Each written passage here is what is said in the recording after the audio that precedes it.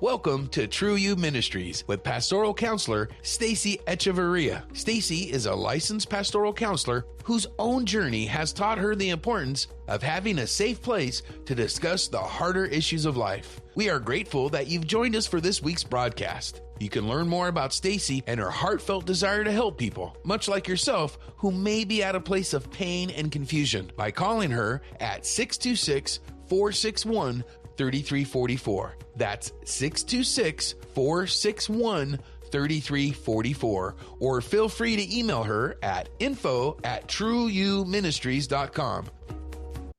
Welcome to True You Ministries. This is part 3 of Keys to Good Physical and Emotional Health. And with me today is my guest, Holly Soto. Holly, welcome. And it's so good to see you again. Thank you so much. It's good to be here again. Yeah. So Holly and I, we were talking about physical and emotional health and the tie-in to that. And we ran out of time. So we decided that we would do a follow-up because there were some really important things that Holly wanted to cover in this segment, and we didn't want you all to lose out on this. So why don't we just get started? So Holly, what are some practical steps a person can take in order to improve their physical health? Yeah, so I'm glad we're touching base on this again, because I think this is one of the hard parts when you hear about getting healthy physically, emotionally, is like, okay, where do I start though? So I've got quite a few, so feel free to jump in along the way and we can discuss. One of the first ones that I would suggest is, if you have a relationship with God, to start with prayer. This is a pretty forgotten or just not really included aspect of health and fitness for a lot of people. But I think it's really important to invite God into the process, and even pray things like ask God how he sees you, or ask what he wants you to do, or where he sees you in the future. I think this can be a really powerful step to take in almost letting God show you like where he can take you, what is possible. I like to do this on behalf of my clients too. Like, I will pray for them and ask God what he wants to show me for them, and then I will share that with them. And a lot of times I think that's it can be eye-opening, it can be empowering, it can be affirming of something that they're already thinking, and it just sort of validates their feeling. And I think puts a little bit of oomph, for lack of a better word, behind that goal that you see. Like, it makes it feel more possible when you see, God can get me to this point, or he wants to do this in and through my fitness or my food that I'm eating, or whatever that is. So I would always kind of lay a foundation of prayer, bring God into it, and ask what he wants to do, and ask him to give you the strength to follow through with the things that you want to do. I think that's so great, because we tend to forget to go to the Lord in prayer first, because he's our source. He will have answers for us. And yeah, I think that is just such a forgotten thing, just, on a daily basis. So that's a great point. Yeah. What else do you think is a good first step for people in terms of improving their health, or even starting this journey? Because there's so much information out there, and it could be really overwhelming. Yes, there is. There's a lot of information, and a lot of people are very overwhelmed by it.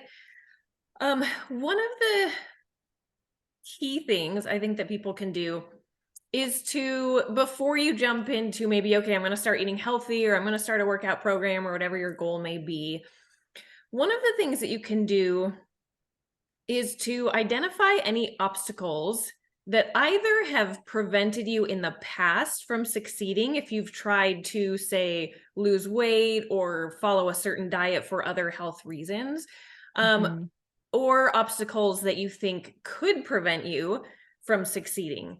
So for a lot of people, time is an issue, like needing to make time, needing to put it in your schedule, needing to talk it out with your spouse and your family and figure out, how can we make this work?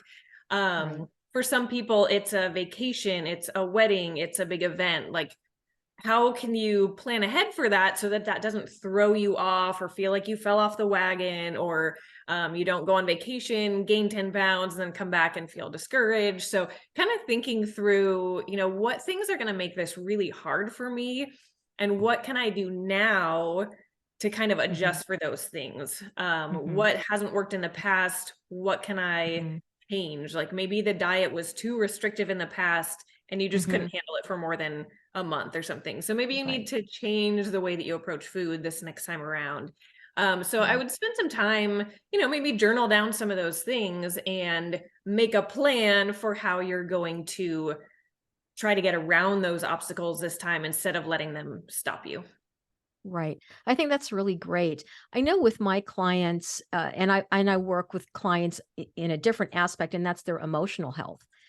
And a lot of the times they're just stuck, just like your clients with wanting to lose weight. They've tried so many different things. They're not able to get past a certain point. What I have found to be true with my clients and why they get stuck and why they're not able to keep moving forward is what they're believing. Right. So I can't do it. This is too hard. Right. And so I work with them in getting to those root issues and identifying. So, what are you believing? And is what you're believing helping you, or is it preventing you from really making progress? So, is that something that you've encountered with some of your clients as well? Yes, I encounter that all the time. False beliefs, fears. Maybe it's a false belief that you can't reach a certain weight, or you can't look a certain way, or you can't follow through with a healthy diet for a certain amount of time. A lot of people have a fear that maybe it's not there when you first start the program, although I think it is for a lot of people. Is this fear that it's not going to work? Like, what if I don't succeed? What if I fail again? Now I'm a failure. Or what if I never get back to how healthy I was 5 years ago, 10 years ago, whatever? I think there's this fear of failure that stops a lot of people because it can be so discouraging and so difficult. And Yeah. I think for a lot of people, it arises 2 weeks, 3 weeks, 4 weeks into trying to be healthier, because that's the point you're like, okay, I should be like 10 pounds down and it's all going to be going well. And when people have Yeah. lost a pound or less, sometimes Right. that's, I think, Right. when that fear creeps in that this isn't going to work. Yeah. What if I follow through with all this and I'm still the same in 3 months, 6 months? And for most people, it's normal to take a really long time to lose weight, especially if you're doing it in a healthy way. And so working through some of those sort of false beliefs that I think mostly have come from culture, that you can lose weight at these Yeah. rapid rates and that's normal, to actually normalize the fact that it does take a long time. It took a long time to gain weight. It's going to take a Right. long time to lose it. Don't let the fear prevent you from following through with the actions just because you're not seeing results right away. Like if you can stay faithful with it, it will pay off, but you've got to be consistent with it and stick with it for a long time and just trust the process, right? Like a lot of things in life, you probably experience that with clients. If you can trust the process and that what you're doing is working, even if you can't Yeah. see immediate results, you're going to be far more Right. successful. Yeah, that's so true. It's really not about the destination so much as it is the journey. And that's a really hard place to be, especially when you've been struggling with trying to get the 10 pounds off or the 20 pounds or whatever it is. I know that the naturopathic doctor that I'm working with, so I'll just share a little bit. I had a 3-week detox that I had to do with her, right? And I read through it and I was prepared for it. But for whatever reason, I didn't see that week 2 of the detox was no meat protein. And I kind of had a meltdown. I was like, what do you mean I can't eat any meat? I'm going, I can't do this. I don't, this just doesn't work for me. And it was just such an emotional trigger for me. I had to do some deeper work and figure out what that was all about. And I did. I figured it out. I shared it with her. She was really, really great. So she said, "Well, tell me what's going on." And so I said, "Well, this is what's going on." And I loved how she reframed.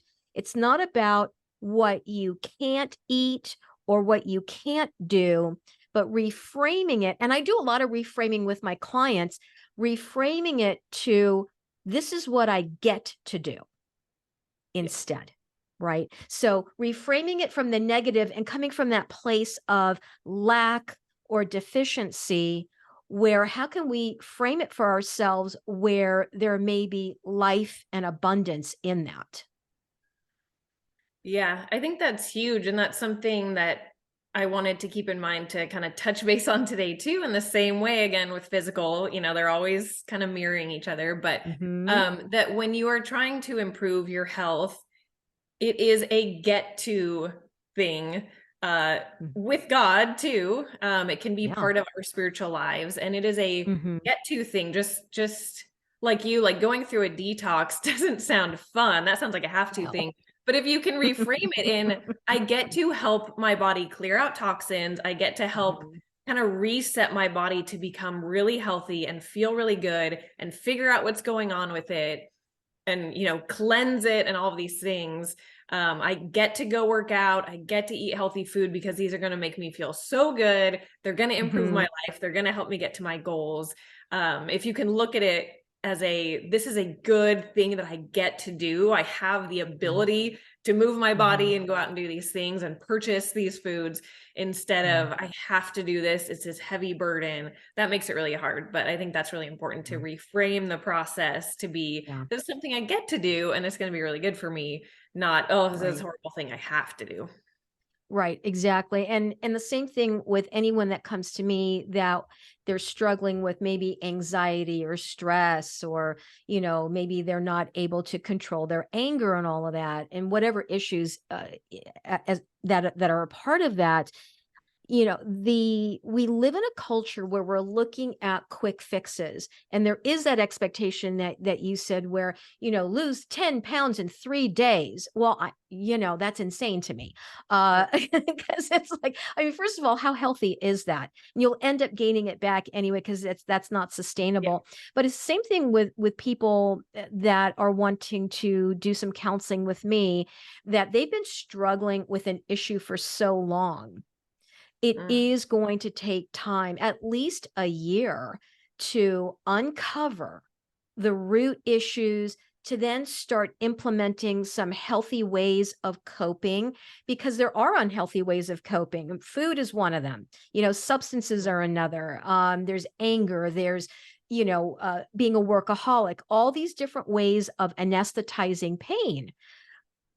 But pain felt allows for healing to happen. And so a lot of people will want to avoid feeling any kind of pain. And I'm not saying Mm. that there's physical pain in weight loss per se.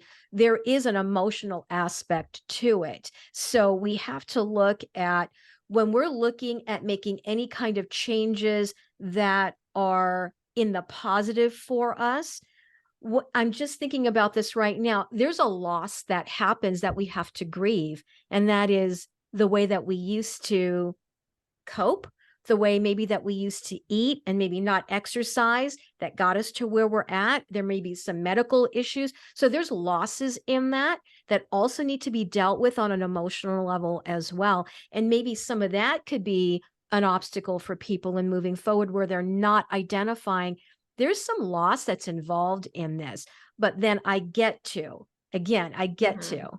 So, yeah. Yeah. Yeah, that's a great point. I do think that's a big part of Mhm. it, especially with food and how we go to it for comfort. Mhm. Yeah, I think there is a loss in there that I can't go to this bowl of ice cream, or I can't go to my favorite restaurant or whatever. There is, Mhm. like you Mhm. said, I mean, you would know more about it, but maybe there is an element of needing to recognize that, think about it, address it, grieve it in a sense if you need Mhm. to, and then Right. you focus on the good aspect of it. Yeah, absolutely. So I would love to hear some more from you with regard to specifically, what are some really great ways of eating that, and picking foods that will help us, because we know there's foods out there that hurt us. So we want to be able to focus on, in our health, picking foods that will bring about healing for us physically, which in turn absolutely impacts our emotional health as well. So we'd love to hear from you. What are some things that people can do where it won't break the budget, by the way, but it will help them get on the road, and it's not all done at the same time? Right. Yeah, so I think um one of the big things is kind of like you said, is to maybe focus on what you can do, what you can eat, Mhm, what you can do that's mhm, going to improve whatever it is you're trying to improve. So generally, regardless of the goal or the disease or the condition, eating whole natural foods is a big one. And as much as possible, organic. Not every fruit and vegetable has to be organic. There is a list that the EWG puts out every year called the mhm. Dirty Dozen list. And this will give you Yeah. the top 12 that you should buy organic because they have the most pesticides in them. If something's not on that list, then like you said, you can probably save some money, not break the bank by buying some products not organic because they're not going to have many pesticides in them. And then just in general with other foods too, your meats, your fish, that type of thing being antibiotic free, hormone free, wild caught fish versus farm raised fish, and just trying to eat foods that really come from the earth, like the stuff that God put here on the earth, that Mhm, natural food that has fiber in it, that has vitamins and minerals and mhm, phytochemicals and antioxidants and all of these things. Those are the foods to focus on, and mhm, trying to cut back a bit on the packaged foods, the highly processed foods, the foods that have lots of sugar added to them, the foods that are mhm, full of chemicals, dyes, flavors, all that type of thing. So, yeah. I generally would suggest try to eat those really wholesome natural foods like 80 to 90% of the time, and then give Mhm, yourself a little bit of room for those more like fun foods, maybe, or those mhm, comfort foods, even. So, where most of your diet is going to be really healthy and giving you tons of nutrition and keeping you full and all of that. And then give yourself a little bit of wiggle room so that it doesn't feel like this burden or this super yeah, restrictive diet. yeah, But just to focus on what foods can make me feel good, can give me natural energy, can support my body's processes and the health of the cells and my immune system and all these things. mhm. Um, that is a big one that is going to help pretty much anyone across the board, whatever it is that they're struggling with. Yeah, yeah. No, that's great. So then why is it important then to pick those organic or whole foods that nourish us? Is there a connection? And I know there is, but I want to hear more from you, that connection with the gut and the brain. Uh, those foods that heal us. There's that saying, garbage in, garbage out, or you are what you eat. So I'd love to hear a little bit more. I'm not as on that gut brain connection, but I'd love to hear from you, and I'm sure our listeners will as well. Why is that so important that we feed our gut, which then in turn helps our brain? Yeah, there's the gut is fascinating. I mean, there's so much research being done on it and always Mhm, discovered. I mean, I think there's a lot we don't know yet, but mhm, we know that there's a connection between the gut and the brain. That the gut is essentially the second brain, or even some people think of it more as the actual brain, and it's just sending signals to the other brain to send out other signals. And the gut is where most of the immune system lives. mhm, So your immune system, most of your health is impacted by what's happening in your gut, the bacteria that live in there, the amount of good bacteria versus bad bacteria. These all affect mhm, your likelihood to get diseases, autoimmune conditions, different gut health and mhm, digestion issues. And then it also impacts your brain, your mood, your feelings. So if you are eating garbage, then it's sort of, yeah, that garbage out signal to your brain where you're going to feel more feelings of anxiety, of depression, of stress. Those junk foods and chemicals, I don't know the exact mechanisms and how it happens, but that does tend to mhm, lead to more of those types of feelings. Whereas when you're eating natural whole foods, omega-3 fatty acids, all the things that I talked about before, those are associated with lower levels of anxiety, depression, stress, all those things I mentioned, higher levels of chemicals like serotonin and dopamine, those like feel good, happy chemicals. Yeah. So yeah, what you eat does influence the way that you think and feel, and you might not make that connection. They seem completely separate, but they're actually very closely intertwined. Yeah, no, that's great. I remember years ago when I was on a weight loss program, it removed all sugar, all processed sugar. And, that was in the late 80s. And I made that connection because I would get headaches all the time. And when the sugar was eliminated, my headaches went away. And I went, uh-huh. So not eating sugar for 30 plus years, and if I eat something that has processed sugar in it, I feel it immediately. So I'm really in tune now to what my body is liking and what my body is rejecting, and how it's impacting not only, me physically, but also how I'm feeling as well. I know with the sugar, the highs were highs and the crashes were they were Mm, horrible.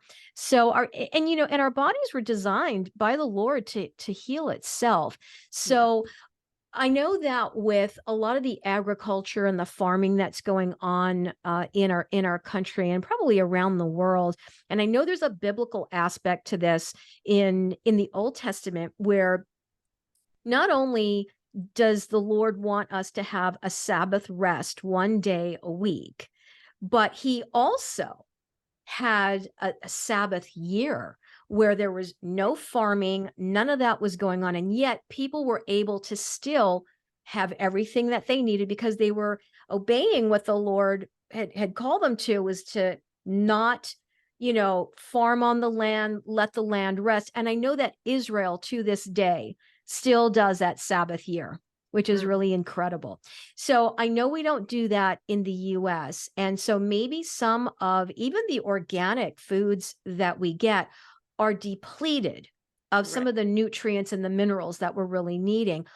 Uh, are there brands, or do you have any recommendation in terms of supplementing what we're not getting from our food? But what are some things that we need to look for in our supplements where it's going to help us rather than create more issues for us? Mm. Yeah, that's a good question.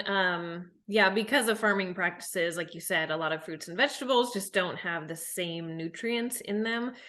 Mm-hmm. So it can be helpful to supplement with at least like a multivitamin and mineral Mm-hmm. complex. And for Okay. most people, maybe some sort of omega-3 fatty acid fish oil type of complex. Because a lot of Mm-hmm. people don't eat a lot of fish, and the other omega-3s are in things like walnuts and flaxseed Mm-hmm. and chia seed. And those just aren't Mm-hmm. foods that the majority of the people eat on a regular basis in Yeah. decent amounts too. So supplements are complicated. Yeah.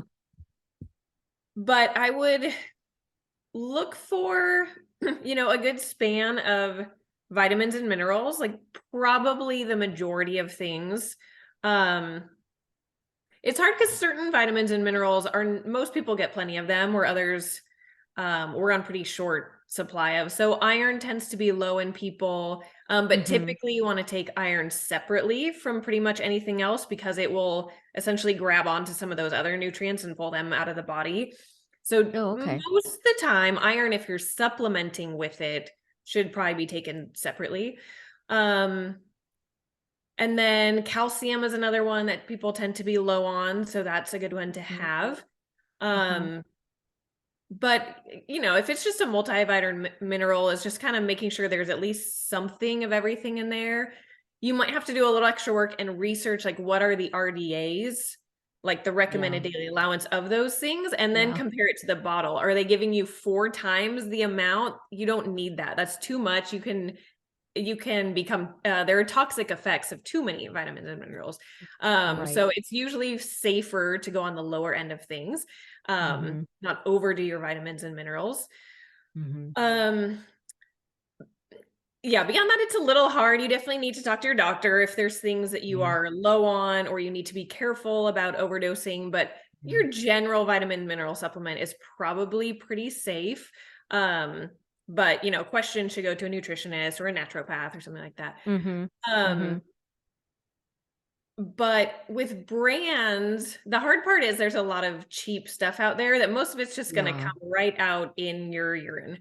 Right. And you're just paying for, an expensive bottle of pills that you're just going to pee out basically. So, Yeah. researching the companies is really important because usually a lot of times the bottle itself is not going to tell you much aside Mm-hmm. from maybe some certification levels or Mm-hmm. labels that maybe Mm-hmm. have been certified that yes, what they say is in the bottle is actually in the bottle, but that may Okay. not tell you what the quality of them is. So Right. researching the company behind the supplement that you're looking at is Mm-hmm. a good way of starting at Mm-hmm. least to see, are they really Mm-hmm. transparent? Do they have integrity? Do they tell you how they make Mm-hmm. things? Do they tell you where they Mm-hmm. get ingredients from? Do they say somewhere in their values that they're really big Right. on natural, clean, good Mm-hmm. practices, sustainable Mm-hmm. practices, all those types of things. So Mm-hmm. um, Mm-hmm. there's not a lot, even talking to other registered dietitian, nutritionists, that it's like, oh, these are excellent supplements. The main ones, like I personally use a brand called doTERRA. They're just Mm-hmm. a company that I know has a lot of integrity and a lot of science behind their products. Yeah. Um, Thorne is a popular brand right now for being very Mm-hmm. clean and well liked. There Mm-hmm. are others out there, but not a Mm-hmm. lot. Mm-hmm. But I would Mm-hmm. recommend, looking at the company and does it seem like it's a company that you can trust purchasing supplements from them? Another nutritionist has recommended Gaia in terms of like more Mm-hmm. herbal supplements. Right. Herbal, I mean, that's a whole other world, is herbal supplements and Yeah. things too, which can Yeah. be very beneficial, but again, probably not something to just randomly do on your own without some sort of professional guidance.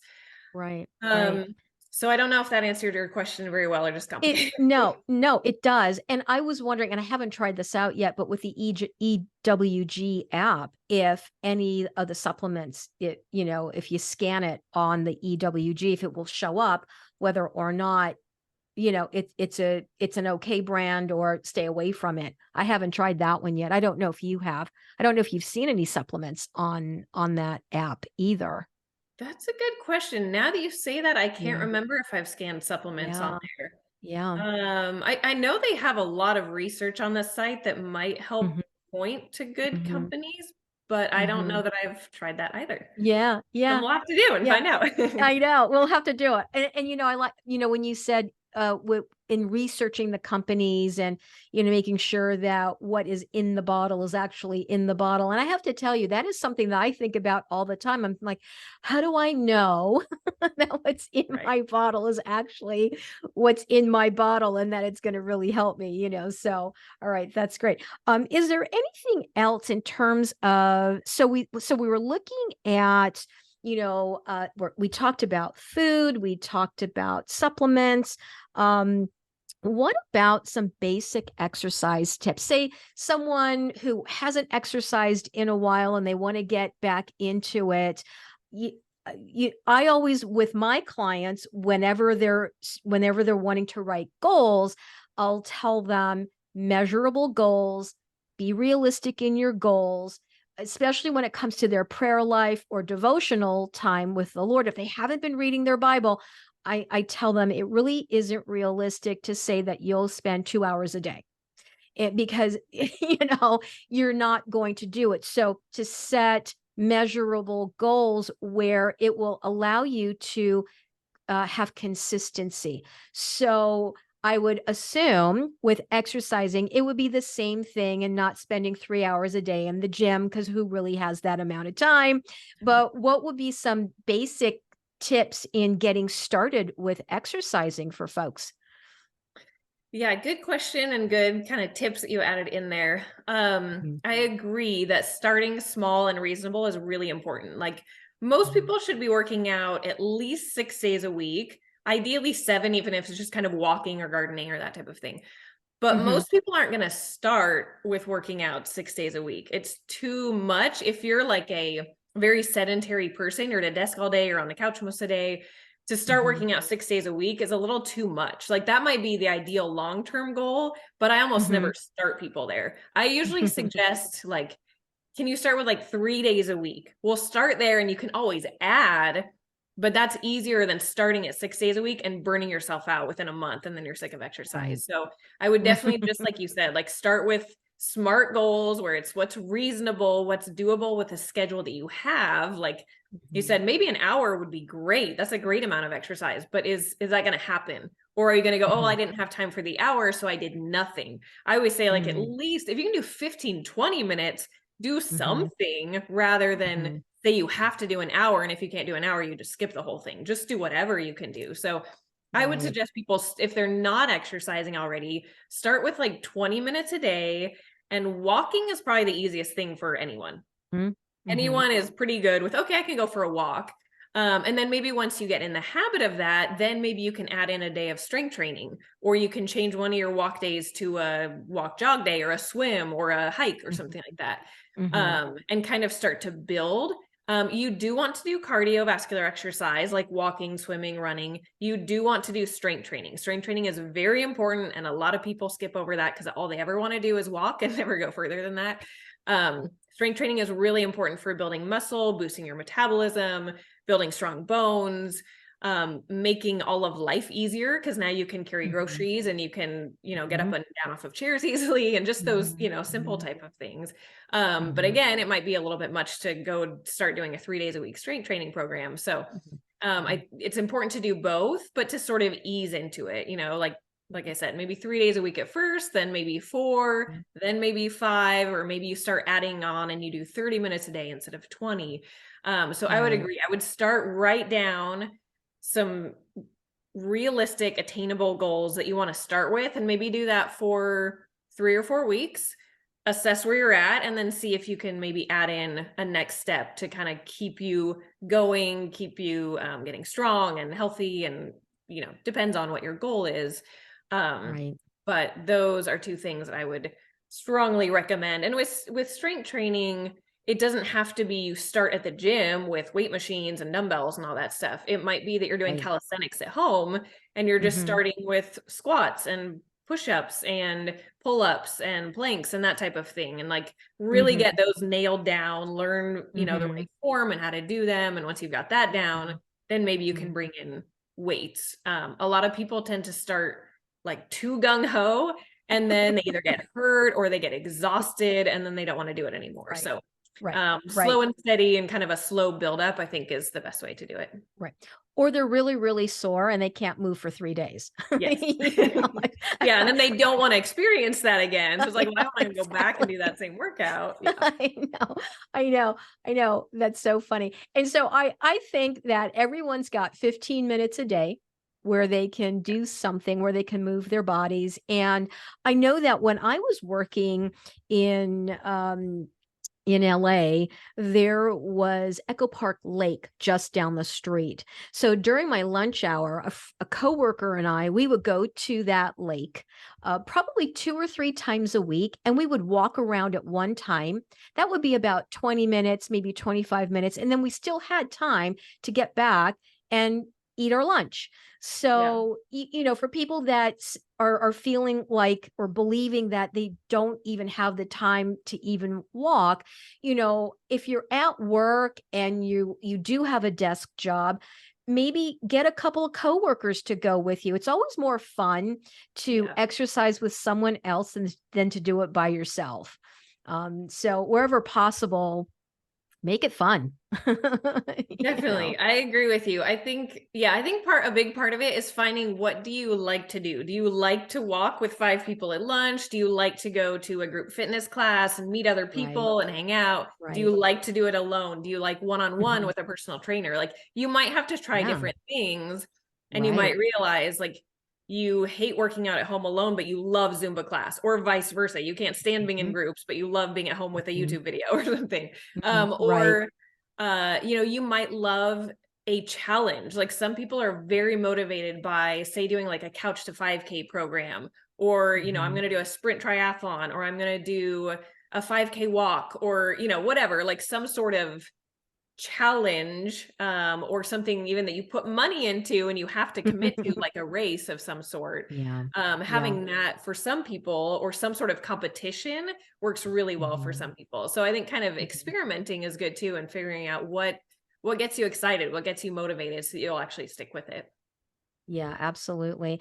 And for people that have not worked out in a really, really long time and maybe are just a little bit overwhelmed and trying to figure out how to even get started, Holly had some really great tips here, but I would reach out to Holly because she can help you get started and figure out what it is that you're really wanting to accomplish with your goals, whether it's with your eating or wanting to get fit or even both. Holly and I have worked together. We've tried to figure it out as well. And she does have a heart, for people and helping them. And really, it's not just about getting fit and getting strong, but there's a healing element to it as well, which I really like. I love your approach with that holistic approach, introducing God, or not introducing God, but including God, in this process. Because we're not alone in it, and he does have answers for us, and every single person wouldn't you say, and I know with the clients that I work with, I don't approach every single client in the same way because everyone's different. So what may work for one client may not the approach may not work for someone else. So my clients are my best teachers. Mm. They're the ones that I learned from. And I learned so much from them. They allow me to be better at what I do for my current and future clients as well. So, Mhm. yeah, what about you, Holly? What have you learned? I think this is cool. What have you learned, from your clients, and how do you approach, every client that you work with and what they're coming to you for? That's a good question. I would agree that I think I learn from every client. I approach a lot of them differently. I also do see a lot of themes that run through. So I Hmm. think the more people I've worked with, the more I'm like, okay, this is a common thing that needs to be addressed with people. But then everyone's Hmm. so unique in what motivates them, or what's hard for them, or what they like to eat, or how they like to exercise. If they're more focused on holistic health, or they're more focused on being at the gym, like it's so different with everyone. Hmm. um yeah, I think I mean, interesting. I think talking to you, I feel like I need to be a psychologist with a lot of clients, or that's why we talked about last Yeah. time. It's like it's helpful to Yeah. have partnerships with counselors and Hmm. therapists, because I Hmm. think that's what I've learned a lot about, is how to work with the psychology of people. And like we talked about before, the fears that people Hmm. have, that they may not even realize they have. Right. Um, a lot of women deal with a lot of, self-esteem issues, previous attempts to lose weight, or Right. not liking the way they look. They want to go back to a certain way they looked. um Right. Yeah, a lot of body image issues for sure. Yeah. Definitely a lot Yeah. of those. And I think, one of the big things that I've seen from a lot of people, kind of like we talked about, is that sort of fear, as well as that, like, there's a constant desire for a lot of people to quit when they don't see quick results. Mhm. And that's what I love about working with people long term, is if you stick with it, you see the results. And if you're willing to try different things, a lot of people, Mhm. if one thing doesn't work quickly, it's like, oh, well, nothing works for me. Mhm. But sometimes it takes experimentation. It takes trying different things. It tries, different foods, different exercises, Right. different times when you work out, or different approaches to exercise. Mhm. And Mhm. everyone is different in that. Mhm. um Mhm. Mhm. so if possible, I like to work with people long term to work through that stuff, but I also Yeah. think people can benefit from, kind of like you were talking about a second ago, is even if you just kind of start and like get a roadmap from someone. Like, I think coaching is invaluable. I've used plenty of coaches for different areas of Mhm. life, and having someone who can Mhm. just like direct you and narrow down the overwhelming noise about everything, and like, here, Right. start here, try this path. I think that can be really helpful for people to not have to figure Yeah. it out themselves. Yeah. And I think a lot of people desire that accountability of, I just Mhm. need someone to like keep me on track, push me, encourage me so that I don't give up. Yeah. And I Yeah, think definitely. that can be done through a coach, that can be done through a trainer, that can be done through your best Mhm. friend, a Mhm. spouse, a group of Yeah. like-minded Yeah. people, a counselor, you know. Yeah. Yeah. Um, Yeah, definitely. I know. I'm not a nutritionist. I'm not a fitness coach or anything like that. And a lot of the women that I do work with, there are body image issues. There are struggles with food. I can get to the emotional aspects of it. I can get to those false beliefs, but helping them get started, everyone's different. And so that's why I too like working with other people who are that's their area of expertise. So, and I think we need a team of people, to help us with the different things because I can't wear all the hats and I'm not supposed to. And I've had my own struggles. And I think what was really helpful for me was with this naturopathic doctor that you had referred to me, Holly. She ran labs and ran 30 tests. And we were able to finally figure out, oh my goodness, this is what's going on here. It's not that I don't know how to eat well. It's not that I'm not exercising, but there were other factors involved that I did not know about. That was an obstacle for me. So now that we have an answer, we have a path forward. And would you say for some of the clients that you work with, where part of the struggle may be that they don't know all that may be going on and maybe lab work might be helpful for them? Definitely. Yeah. I think a lot of people don't know what all that's going on. And that's why I like the holistic approach is it could Mhm. be your stress that's the main issue. It might not be your food, or it might be your sleep, or it might be, something going on in your body that you have no idea about. So then I can come in and help with some of those things. And then there might be people kind of like you where I don't run labs, but maybe I can Mhm. refer you to someone who runs labs Mm. and can figure Yeah. that out for you. So, like you said, I think we need a team sometimes because sometimes there is a lot. The body is so Mhm. complicated in the most amazing, beautiful way. God created it that way, but it is complicated and intricate, and so many things can be going on at once. And yes, sometimes it Mhm. might be a hormone issue, it might be a gut issue. It could be anything, or, like you found out a totally different issue with a virus. And so Right. there could be a whole lot going on. So I think it's important to try different things. And if things aren't working, Mhm. maybe you need to try a different aspect, a different health professional to see Mhm. if they can, just Mhm. like in your example, like maybe you need test run, maybe you need to see a doctor, maybe you need to see a physical Yeah. therapist. Like Right. you might need a little bit of a team around you to help figure out what's the underlying issue if you're really struggling to get to your goal. Yeah. Yeah. That's really good. So before we wrap up, is there anything else that you would like to share that you think would be important or helpful? Um, I think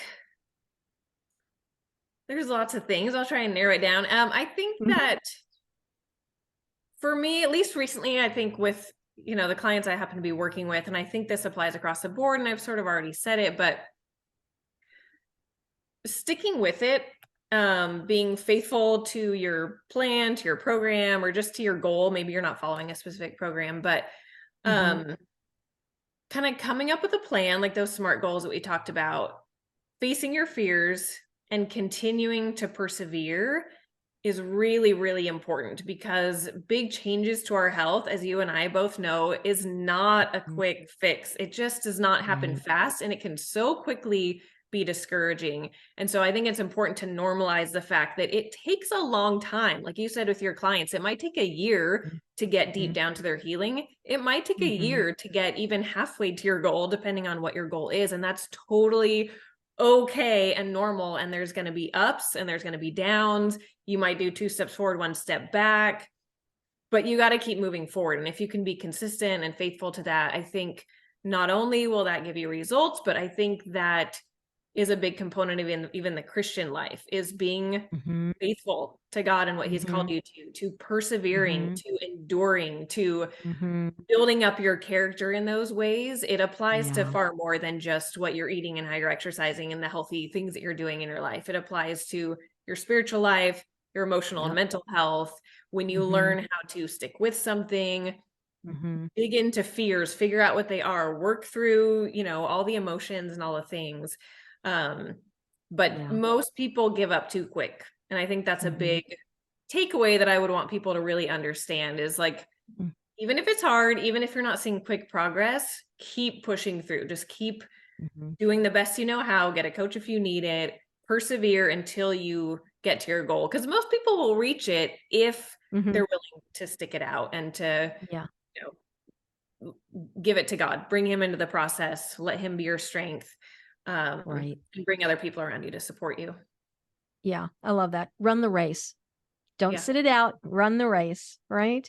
And Yeah. and and allow God to show each and every one of us, those of us that are in the race, what does he want us to see in this? What does he want us to learn about ourselves? What does he want us to learn even about him, right? So when we enter into this with him, there is so much that he is going to reveal. And really, I think just keeping focus on the end goal. What is the end goal? Is it to lose weight? Or is there something more profound than that? And I'm not saying that losing weight isn't, a big deal. It is. But what ultimately in losing that weight will you gain in getting healthy, right? Yeah. Not eating the way that you used to, and just sticking with it and knowing that it really is a marathon and not a sprint. Yeah. Yeah. So I so appreciate you being here today, Holly, and all the really great information and the tips.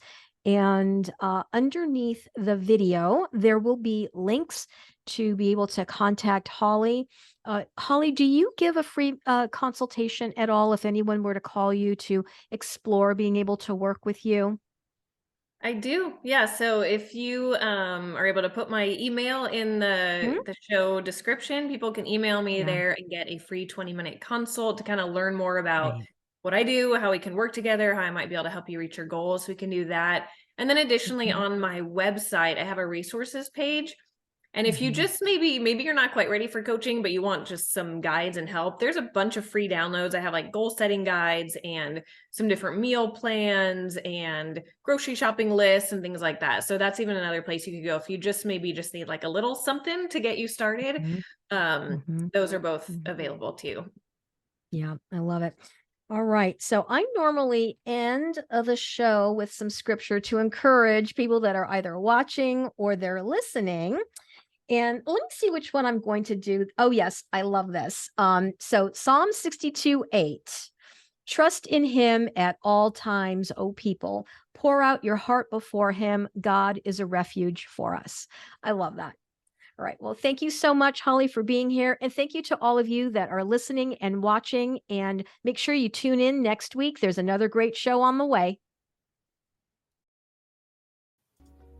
You've been listening to True You Ministries with pastoral counselor Stacy Echeverria. Stacy is a licensed pastoral counselor whose own journey has taught her the importance of having a safe place to discuss the harder issues of life. You can learn more about Stacy and her heartfelt desire to help people much like yourself who may be in a place of pain and confusion by calling her at 626-461-3344. That's 626-461-3344, or feel free to email her at info@trueyouministries.com. That email once again is info@trueyouministries.com. Thank you for listening to today's show. Tune in next week at the same time, and may God richly bless you.